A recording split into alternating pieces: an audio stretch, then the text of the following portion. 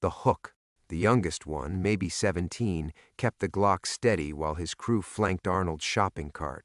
Professional spacing. They'd done this before. Empty your pockets, old man. The kid's voice cracked on the last word. Everything you got. Arnold sat motionless on the concrete seawall, watching the Pacific crash against the pylons below. The other beachgoers had melted away the moment they spotted colors. Smart. The boardwalk stretched empty now except for distant joggers who wouldn't look this direction. You deaf? The second one, stockier, kicked sand toward Arnold's feet. My boy's talking to you. Arnold's fingers found the hidden zipper in his coat lining. $47. Enough for 3 days of food if he was careful. He pulled out the crumpled bills and set them beside him on the concrete. The third gang member, older, maybe 25 with teardrop tattoos, was already rifling through the shopping cart, throwing Arnold's possessions onto the sand, sleeping bag, camping stove, the photo he kept wrapped in plastic. That it? Teardrop held up the money, counting. $47? That's fucking insulting. Probably got more stashed somewhere. The stocky one grabbed Arnold's shoulder, fingers digging into muscle that had gone soft from too many nights on cold concrete. Where's the rest? Arnold looked up at him, really looked. Saw himself reflected in the kid's eyes, gray-bearded, hollow-cheeked, invisible. Just another broken veteran the city pretended didn't exist. That's all I have, Arnold said. His voice came out rust and gravel from disuse. He speaks. The youngest one smiled, showing gold teeth. Good. Now tell us where you really keep your money. A jogger passed 50 yards away, earbuds in, eyes forward. The few people still on the beach were giving them wide berth. Venice locals knew the rules. Don't see, don't get involved, don't become a statistic. Arnold glanced at his scattered possessions. The photo lay face down in the sand, plastic wrapper torn. His nephew Danny's graduation picture, the last one taken before everything went wrong. I told you, Arnold said. That's all there is. Teardrop laughed. You think we're stupid? Nobody lives on the beach without a stash. Check his shoes. The stocky one reached down to grab Arnold's foot. Arnold's hand moved. 15 years of careful invisibility, of swallowing pride and bending his back and shuffling away from trouble. All of it evaporated in the space between one heartbeat and the next. His fingers closed around the stocky kid's wrist and twisted. The snap echoed off the seawall. The scream came a second later. Arnold was standing before the kid hit the ground, muscle memory flooding back like riding a bicycle made of bone and sinew. The youngest one swung the Glock toward him, but Arnold was already inside his reach, one hand controlling the weapon while the other drove upward into the kid's solar plexus. The gun clattered across concrete. Teardrop charged, pulling a knife from his waistband. Arnold sidestepped, caught his arm, and used the kid's momentum to slam him face first into the seawall. The knife joined the gun in a growing collection of abandoned weapons. 4 minutes. That's what the witnesses would tell the police later. 4 minutes from the first broken wrist to the moment Arnold walked away. The stocky one was unconscious, his arm bent at an angle that would require surgery.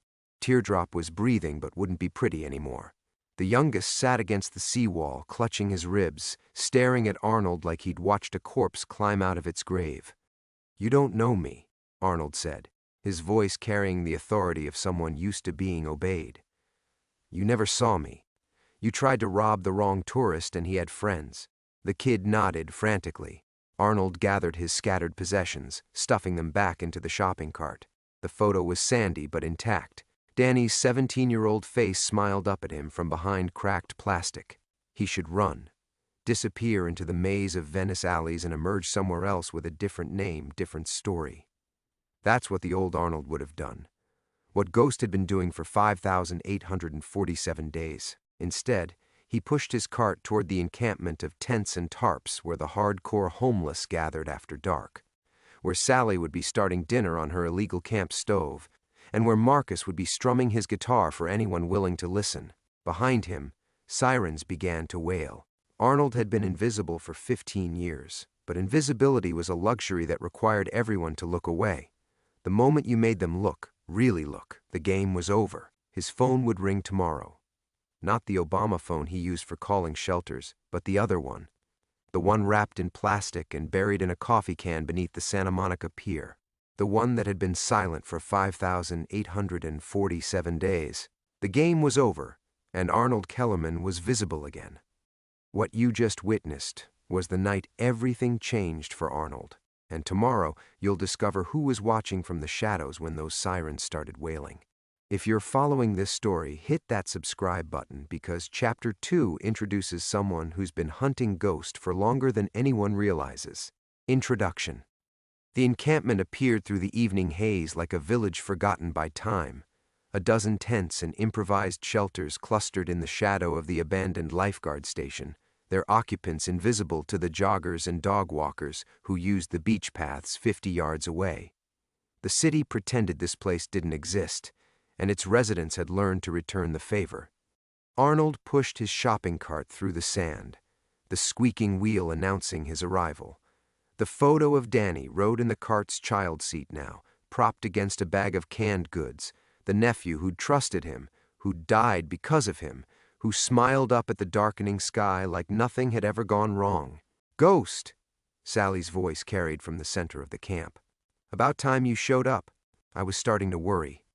She emerged from behind a blue tarp stretched between two shopping carts, wiping her hands on a dish towel that had seen better decades.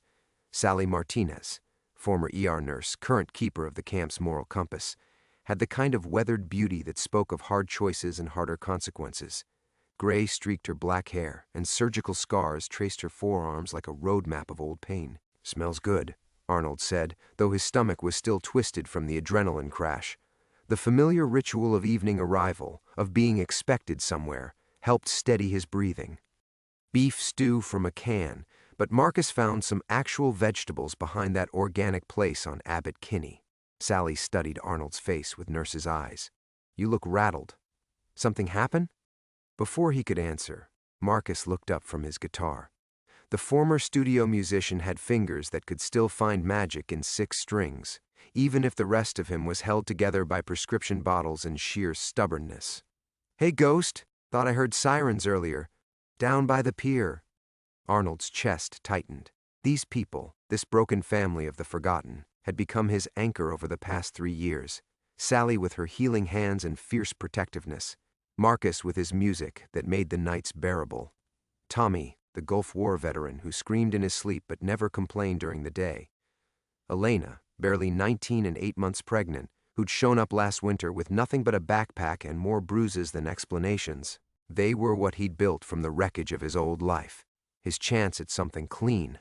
"Just kids being kids," Arnold said, hating the lie even as it left his lips. Sally's expression said she didn't buy it, but she didn't press. That was the unspoken rule of the beach. Everyone's story stayed their own until they decided otherwise. Instead, she ladled stew into a dented metal bowl and handed it to him. The first spoonful burned his tongue, but the warmth spread through his chest like absolution. Around him, the camp's evening routine unfolded with practiced efficiency. Tommy emerged from his tent, checking the perimeter with military precision. Elena settled beside the camp stove, one hand resting on her swollen belly. Marcus picked out a gentle melody that mixed with the sound of distant waves. This was what normal felt like, what safety felt like. "Baby's been kicking all day," Elena said, shifting to find comfort on the camp chair someone had rescued from a dumpster. "Feel." She reached for Arnold's hand, guiding it to her stomach. Under his palm, the baby moved, a flutter of life that made his throat tighten.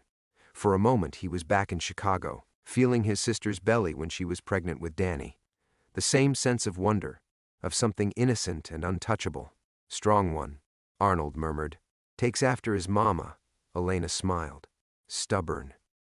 Marcus transitioned into the weight, his voice rough but true. Sally hummed along while she cleaned the camp stove. Tommy settled into his evening watch, eyes scanning the darkness beyond their small circle of light. This was family, Arnold realized. Broken and discarded and stitched together from society's leftovers, but family nonetheless. His fingers found the plastic-wrapped photo in his pocket. Danny's face seemed to burn against his thumb. 17 years old and certain the world made sense, that good guys won and bad guys paid for their crimes. Before he learned that sometimes the bad guys were the ones supposed to protect you. The sirens had faded, but Arnold could still feel their echo in his bones. 15 years of careful invisibility, and he'd thrown it all away for $47 in a damaged photograph. The old Arnold would have called it stupidity. Ghost knew better. It was love. Love for a dead boy who'd never see 18. Love for the ragged family gathered around a camp stove, sharing canned stew like it was a feast. Love made you visible, made you vulnerable, made you a target. Arnold finished his stew and settled back against his shopping cart, letting the night sounds wash over him. Marcus played requests. California Dreamin' for Elena, something bluesy for Sally. The baby kicked against Elena's ribs, and she laughed despite the obvious discomfort. Tomorrow, everything would change. Arnold could feel it coming like weather, that electric pressure before a storm breaks.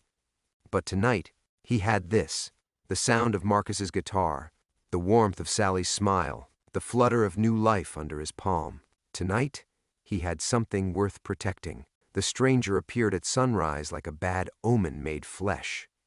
Arnold woke to the sound of footsteps in sand, too deliberate, too purposeful for a jogger or beach walker.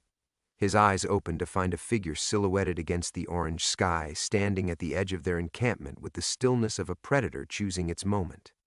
The man was young, maybe 35, wearing a tailored coat that had no business on Venice Beach at 6 in the morning. Dark hair slicked back, olive skin, and eyes that Arnold recognized even before he saw the face clearly. Castellano eyes, the kind that missed nothing and forgave less. "Vincent Torino sends his regards," the stranger said, his voice carrying the flat vowels of Chicago's South Side. "And an invitation." Arnold's blood turned to ice water. He sat up slowly, every muscle in his body remembering how to kill. Around him, the camp stirred with the lazy movements of people who had nowhere urgent to be. Sally mumbled something about coffee. Marcus rolled over in his sleeping bag. None of them understood that death had just walked into their sanctuary. "Don't know any Vincent Torino," Arnold said, his voice steady despite the earthquake happening inside his chest. The stranger smiled, pulling an envelope from his coat pocket. Cream-colored paper, expensive. Arnold's real name written across the front in block letters, Arnold Kellerman. He figured you might say that. Memory gets foggy after 15 years of playing vagrant, doesn't it? The man set the envelope on a piece of driftwood between them. "But Vincent remembers everything, including what you did to his nephew." Danny's face flashed through Arnold's mind, not the graduation photo in his pocket, but the last time he'd seen his nephew alive. Bloodied and defiant in that warehouse, spitting accusations while the crew voted on his fate. Arnold had begged, had offered to take the boy's place, had promised anything if they'd let Danny live. Vincent Torino hadn't even looked up from his newspaper. "You're confused," Arnold said. "Got the wrong guy." Arnold Kellerman, born March 15, 1965. Former enforcer for the Torino organization, disappeared December 12, 2008. Same night his nephew Daniel Kellerman was executed for talking to the FBI. The stranger's smile widened.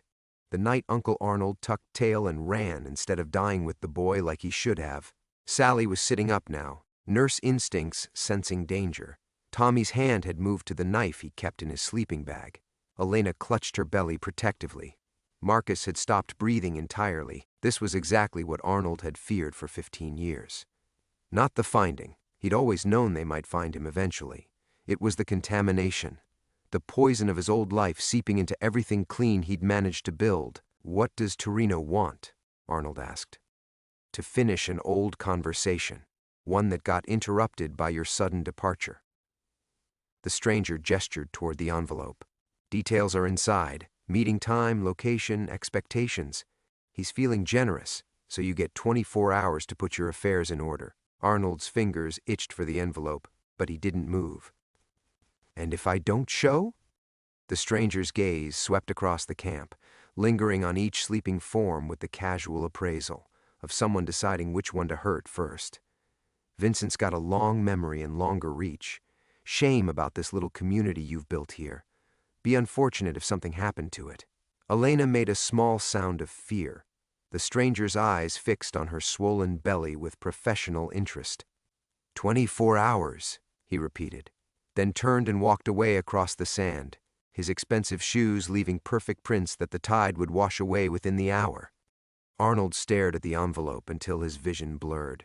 15 years of ghost, of invisible safety, of pretending the past was dead and buried. All destroyed by 4 minutes of violence over $47. The bitter irony tasted like blood in his mouth. He'd broken his own cover to protect his found family, and now that same action would destroy them. Ghost? Sally's voice was small, uncertain. What was that about? Arnold looked around the circle of frightened faces. These people who'd accepted him without question, who'd shared their food and stories and makeshift shelter with a man they'd known only as a harmless vagrant. They deserved the truth. They deserved a chance to run. But the truth was a bullet that would shatter everything beautiful they'd built together. "Old debt," Arnold said finally, picking up the envelope with hands that didn't shake despite the earthquake in his chest. "Nothing you need to worry about." Sally's eyes, those knowing nurse eyes, said she understood exactly how much trouble they were all in. The sun climbed higher, painting the camp in golden light that felt like a goodbye. Arnold held Danny's photo against the envelope. Past and present pressed together like a prayer for forgiveness he'd never receive. Everything had changed. There was no going back now. The envelope felt like holding a live grenade. Arnold sat motionless for 10 minutes after the stranger disappeared, watching his found family pretend to go about their morning routines while fear hung over the camp like smoke. Sally made coffee with shaking hands. Marcus packed his guitar with unusual care, as if sudden movements might shatter whatever fragile safety they had left. Tommy stood sentinel at the camp's edge, scanning the beach with military precision. Elena hadn't moved at all. "I should go," Arnold said finally, stuffing the envelope deep into his jacket pocket without opening it. "Take a walk, clear my head." "Like hell." Sally's voice carried the authority of someone who'd spent 30 years keeping people alive despite their worst instincts. "You don't get to drop that bomb and just wander off." Arnold pushed himself to his feet, bones protesting after a sleepless night on sand that had somehow turned to concrete. "It's not your problem, Sally." "The fuck it isn't." She stepped closer, lowering her voice so the others couldn't hear. "I've seen enough violence come for good people. Whatever that envelope says, whatever that man wants, we figure it out together." The kindness in her eyes almost broke him. These people had no idea what they were offering to walk into. Vincent Torino didn't make threats. He made examples, the kind that ended up in shallow graves or floating in Lake Michigan with concrete necklaces. "You don't understand," Arnold said. "These aren't people you negotiate with. Then we run, all of us. Tonight." Arnold nearly laughed at the impossibility of it.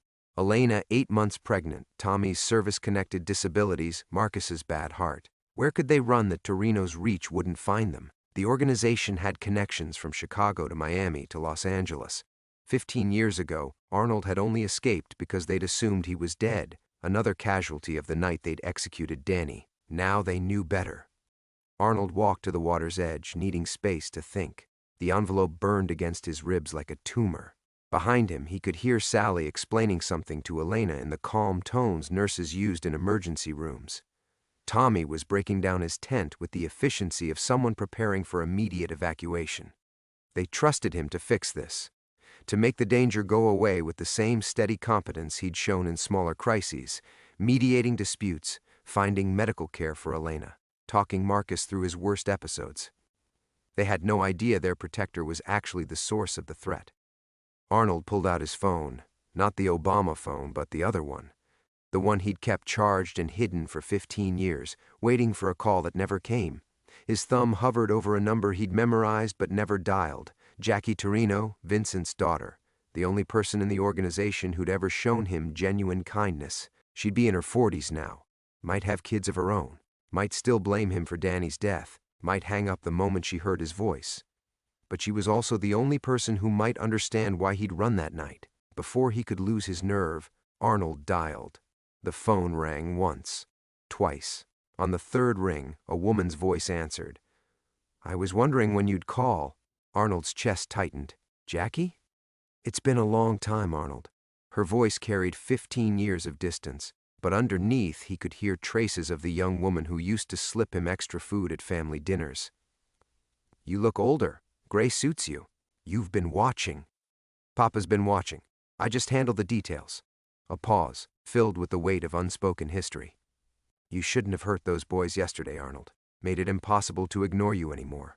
Arnold closed his eyes. Of course they'd been watching. Probably for years, keeping tabs on Ghost the Vagrant while deciding if he posed any threat.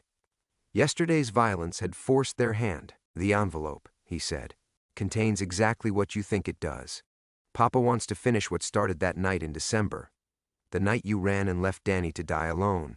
The accusation hit him like a physical blow. I begged them to let me take his place. You know that. I know you weren't there when they pulled the trigger. Jackie's voice softened slightly.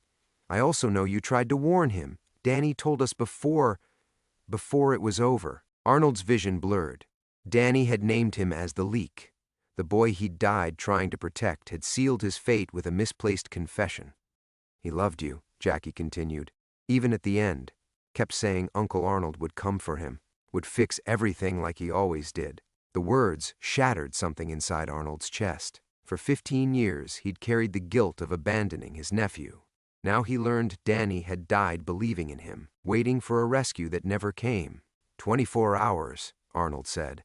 24 hours, Jackie confirmed. Come alone, Arnold, please. Don't make this harder than it has to be. The line went dead. Arnold stared at the ocean, watching waves erase the evidence of morning joggers and dog walkers. Behind him, his family waited for answers he couldn't give. The envelope remained unopened, but Arnold already knew what it contained. Vincent Torino's final judgment. 15 years overdue. Arnold's hands shook as he opened the envelope, tearing the expensive paper with fingers that had once been steady enough to thread a wire through a lock in complete darkness. The contents spilled onto the sand like scattered bones, a single photograph, a handwritten note, and a key. The photograph hit him first. Not Danny at 17, but Danny now, alive. 32 years old with their father's jaw and their mother's eyes, standing outside what looked like a federal building.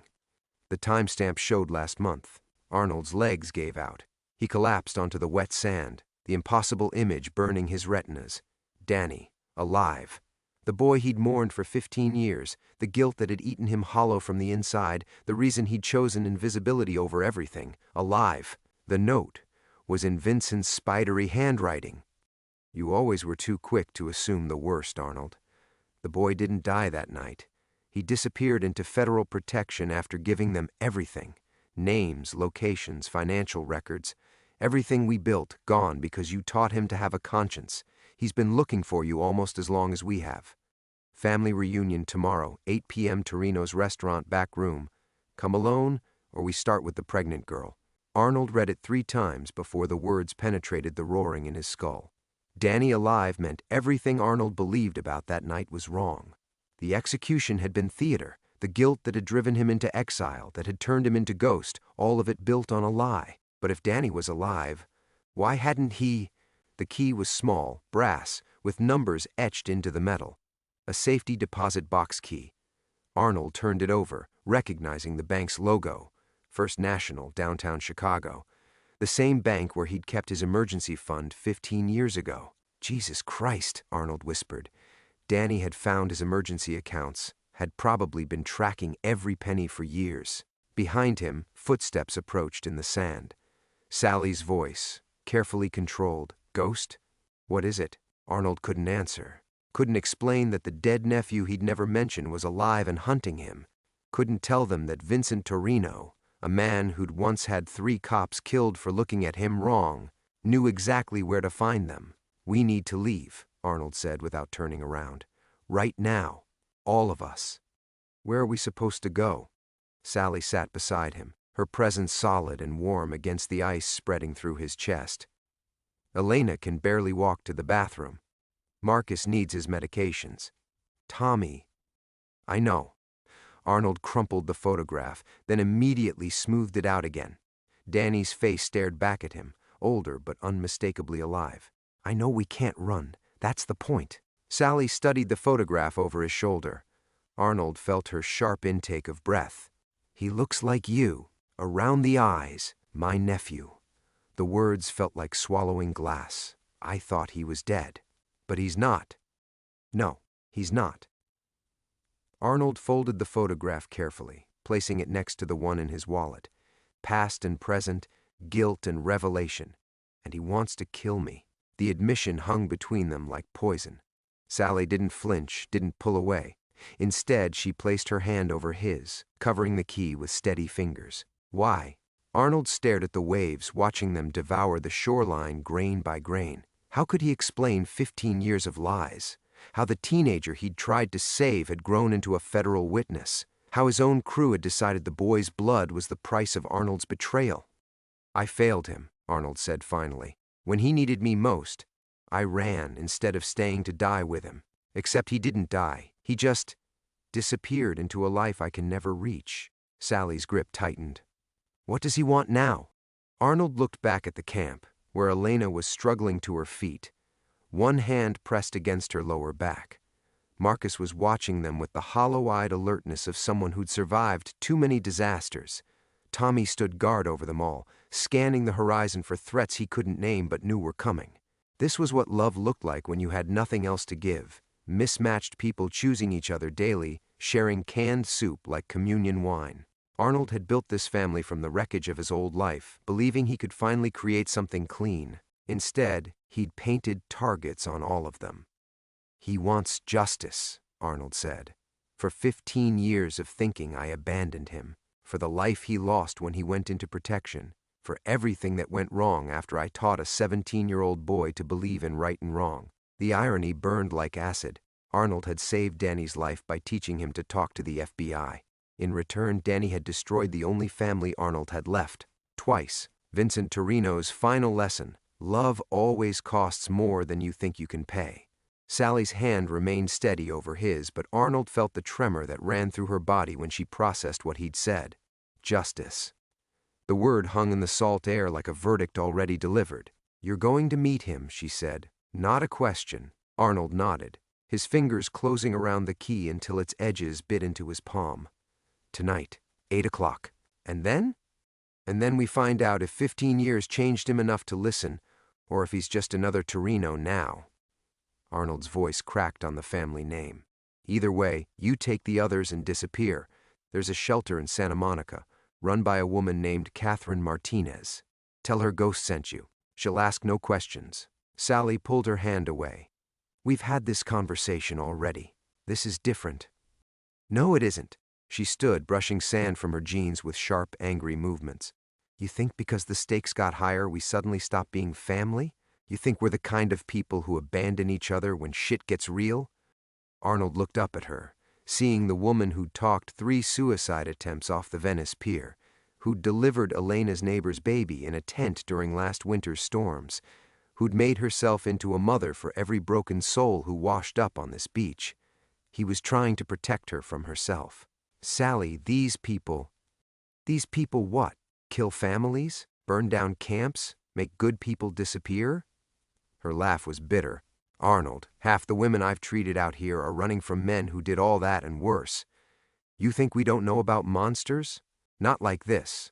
Not like Vincent Torino. Maybe not. But we know about you. She crouched down again, forcing him to meet her eyes. We know Ghost, the man who sat with Marcus for 6 hours during his last breakdown, who found antibiotics for Elena when she got pneumonia, who taught Tommy to sleep without nightmares. Arnold's throat closed. That's not who I really am. Bullshit. Sally's voice carried the authority of someone who'd seen people at their worst and decided to save them anyway. You want to know what I think? I think you spent 15 years punishing yourself for failing to save one person. Now you're so scared of failing again, you'd rather throw away 4 people who actually chose to love you. The words hit like a slap. Arnold stared at her, seeing reflected in her face the truth he'd been hiding from himself. Ghost wasn't his penance. Ghost was his escape. From responsibility, from connection, from the risk of loving people who might die because of his choices. But Sally was right about one thing. These people had chosen him. Not Arnold Kellerman the enforcer, not the man with blood under his fingernails and a body count in double digits. They'd chosen Ghost, the broken vagrant who shared his can of soup and listened to their stories without judgment. I don't know how to keep you safe, Arnold admitted. Then stop trying to do it alone. Behind them, Elena called out softly. Sally? Is everything okay? Arnold watched Sally's face transform, saw her shift back into caretaker mode. But underneath the calm mask, he caught a glimpse of something else. Not fear, determination. The look of someone who'd already decided to fight. Coming, honey, Sally called back. Then, quieter, to Arnold. You've got until 8 o'clock to figure out how we do this together. Because I promise you, Arnold Kellerman, if you try to walk into that meeting alone, we'll follow you. All of us.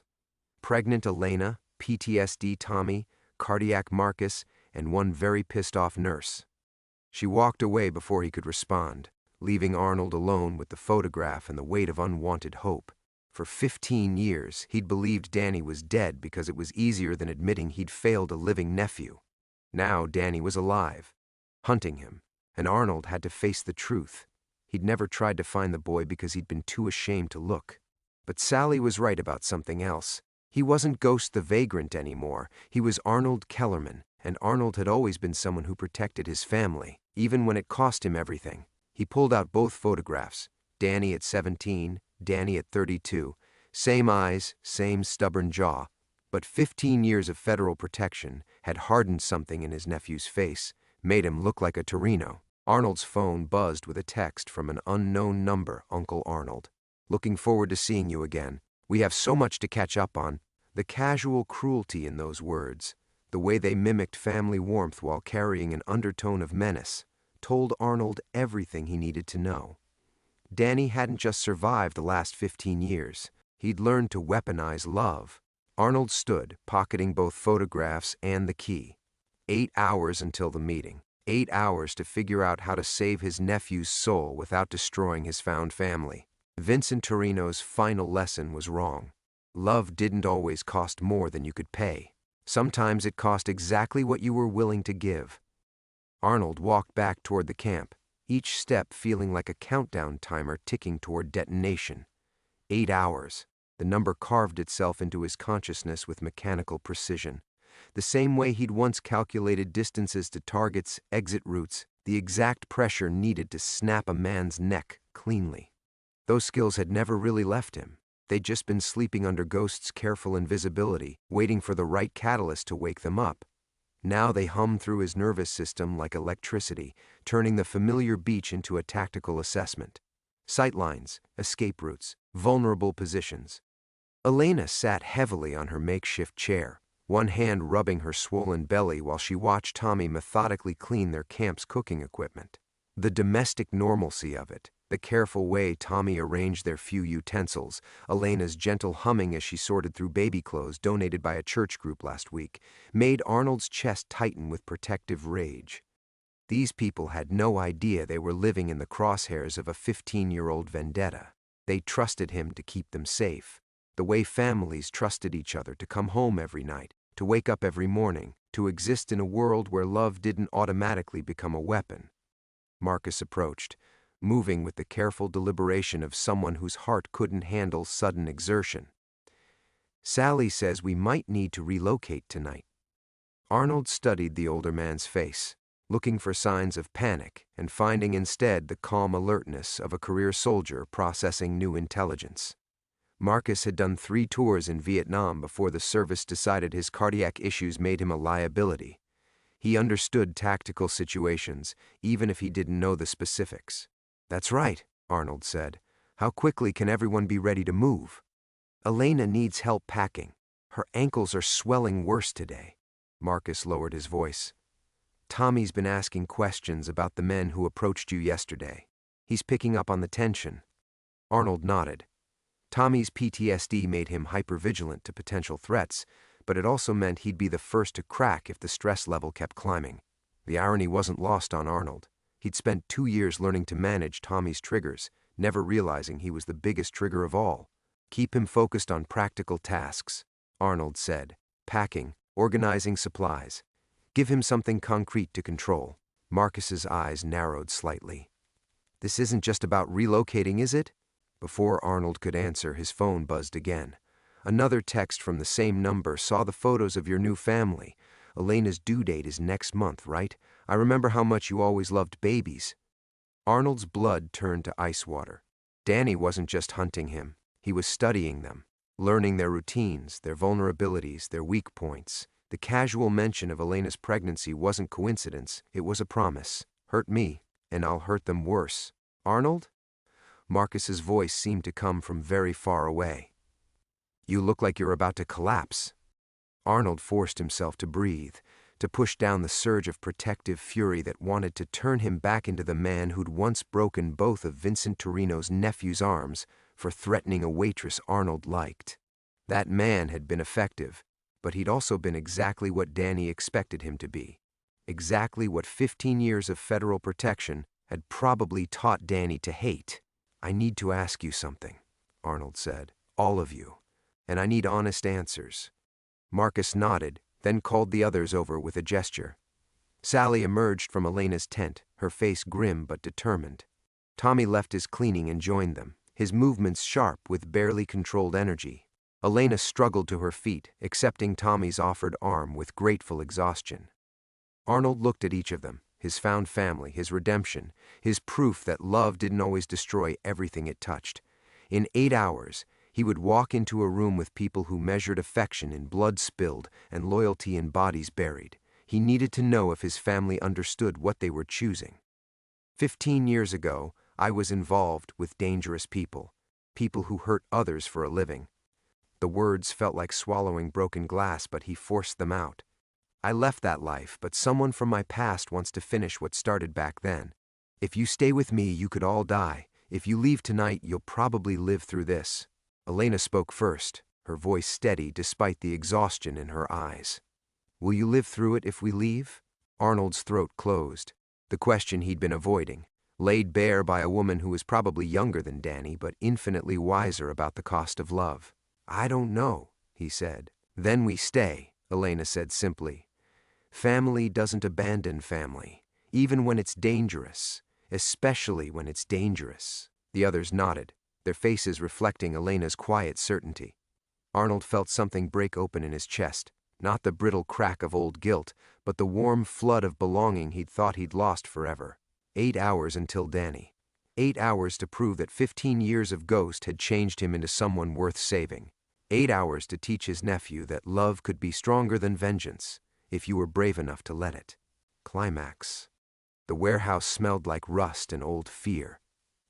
Arnold stood in the doorway of Torino's restaurant's back room, taking in the familiar tableau, Vincent Torino at the head of a scarred wooden table, flanked by 2 men whose faces Arnold recognized from 15 years ago. Older now, grayer, but still carrying themselves like predators who'd never learned to doubt their own teeth. And there, in the chair facing the door, sat Danny.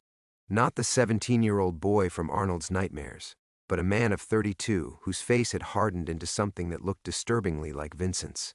Same cold calculation behind the eyes, same way of sitting perfectly still while radiating menace. The federal witness protection program had kept Danny breathing, but it hadn't kept him from becoming exactly what Arnold had tried to save him from. Uncle Arnold. Danny's voice carried no warmth, just the flat precision of someone who'd practiced this conversation 1,000 times. You look older. You look alive. Arnold stepped into the room, letting the door close behind him. That's more than I expected. Vincent chuckled, a sound like grinding bone. Touching reunion. Though I have to say, Arnold, you've disappointed me. All these years and you never even tried to find him. The accusation hit its target. Arnold had spent 15 years mourning Danny while never once attempting to verify his death. Too guilty, too afraid, too wrapped up in his own self-imposed exile to consider that his nephew might need saving twice. I thought you were dead, Arnold said directly to Danny. They told me you'd been executed. They told you what you needed to hear. Danny leaned forward, his hands flat on the table. While you ran away to play homeless saint, I spent 2 years in a federal safe house, testifying against everyone we knew, everyone you introduced me to, everyone who treated me like family. The pain in Danny's voice was real, carved deep by 15 years of abandonment and betrayal.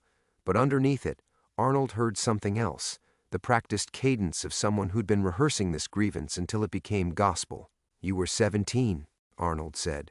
Talking to the FBI was the right choice. Was it? Danny's mask slipped, revealing the raw hurt beneath. Because of my testimony, 6 men died in prison. My girlfriend disappeared into witness protection somewhere I couldn't follow. I lost my name, my face, my entire fucking life. And the one person who was supposed to protect me vanished without a trace. Arnold felt the familiar weight of guilt settling on his shoulders, but something Sally had said earlier kept it from crushing him entirely. You spent 15 years punishing yourself for failing to save one person. You're right, Arnold said. I failed you. I was supposed to stay and die with you, and instead I ran. But Danny, you lived. You survived. That has to count for something. Vincent's laugh cut through the moment like a blade. Oh, he survived all right. Spent years tracking down every lead, every whisper of ghost sightings. Federal marshals thought he was building a new life, but he was really building a case file. On you. Danny reached into his jacket, pulling out a thick manila folder. He spread its contents across the table. Photographs of Arnold at the beach camp, receipts from the corner store where he bought supplies, medical records from the free clinic where Sally worked, a complete dossier of Ghost's life, assembled with the methodical precision of someone who'd learned surveillance from federal agents. 3 years to find you, Danny said. Another 2 to understand what you'd become. Did you know there are 12 people on Venice Beach who consider you family? 12 people who'd probably die for a man they call Ghost. Arnold's blood turned cold. This is between us. No, it's not. Danny stood, his movement controlled but full of barely restrained violence. You taught me that family was everything, that loyalty mattered more than life. Then you abandoned me to save your own skin. Now I want you to feel what that cost. Vincent placed a restraining hand on Danny's arm. Easy, boy. We discussed this. But Arnold was watching his nephew's face, seeing not just rage but the desperate need for acknowledgement that had been festering for 15 years. Danny didn't want revenge. He wanted Arnold to admit that running away had been a choice, not a necessity. He wanted the guilt that had driven Arnold into exile to be named and claimed and finally paid for in blood. You want me to say I was a coward, Arnold said, that I chose my life over yours. Fine. I was terrified. When they said you were dead, I ran because I couldn't face the idea that I'd gotten you killed by teaching you to have a conscience. Danny's face twisted with satisfaction and pain. Finally, some fucking honesty. But here's what you don't understand, Arnold continued. Running away didn't save me. It destroyed me. For 15 years, I've carried your death like a cancer. Every good thing I tried to build turned to ash because I didn't deserve it. Ghost wasn't freedom. Ghost was penance. Penance, Danny repeated, testing the word like it might be another lie. You call living on the beach, playing saint to a bunch of addicts and runaways, penance? I call it trying to become someone you wouldn't be ashamed to know. Arnold took a step closer to the table, ignoring Vincent's men as they shifted in their chairs. Those people you're threatening? They saved me, Danny. Not the other way around. Elena taught me how to hope again. Marcus showed me what honor looks like without violence. Sally, his voice caught. Sally taught me that love doesn't always cost more than you can pay. Vincent stood abruptly, his patience clearly exhausted. Enough of this family therapy bullshit. The boy wants his pound of flesh, and you owe him 15 years' worth. We're here to settle accounts.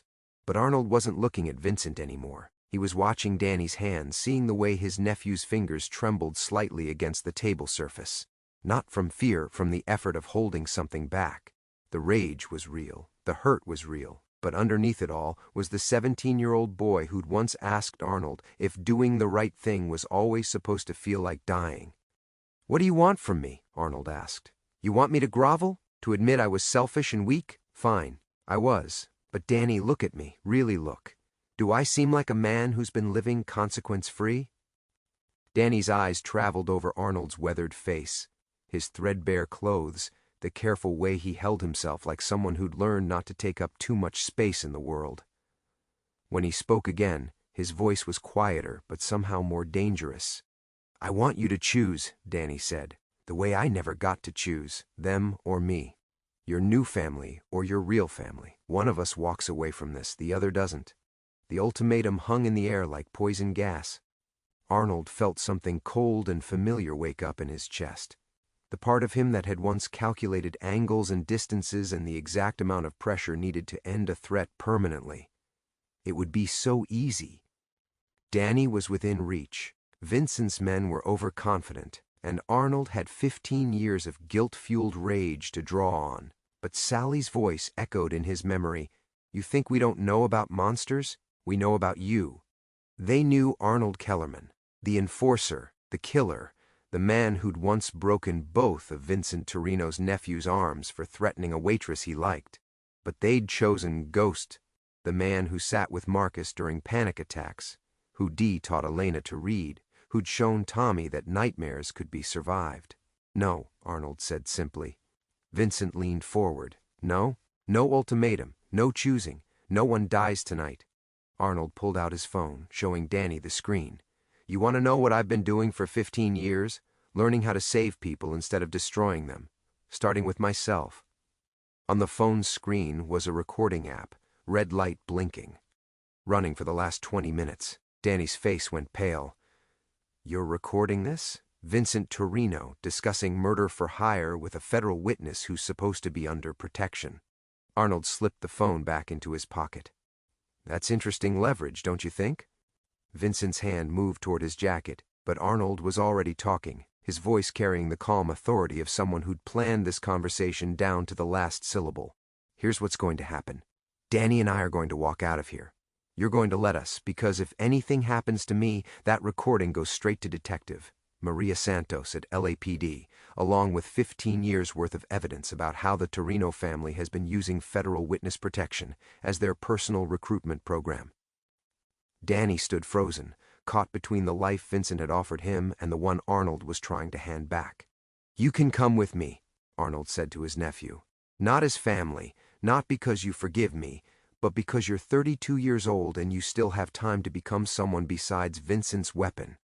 Ghost's camp has room for one more broken soul trying to figure out how to live with the weight of survival." For a moment, Danny looked exactly like the 17-year-old boy who'd once asked Arnold if he thought people could really change. The question hung between them, 15 years late, but still waiting for an answer. Danny took a step toward the door, then another. "This isn't over," Vincent called after them. Arnold paused in the doorway, looking back at the man who'd turned his nephew's survival into another kind of death. "Yes," he said quietly, "it is."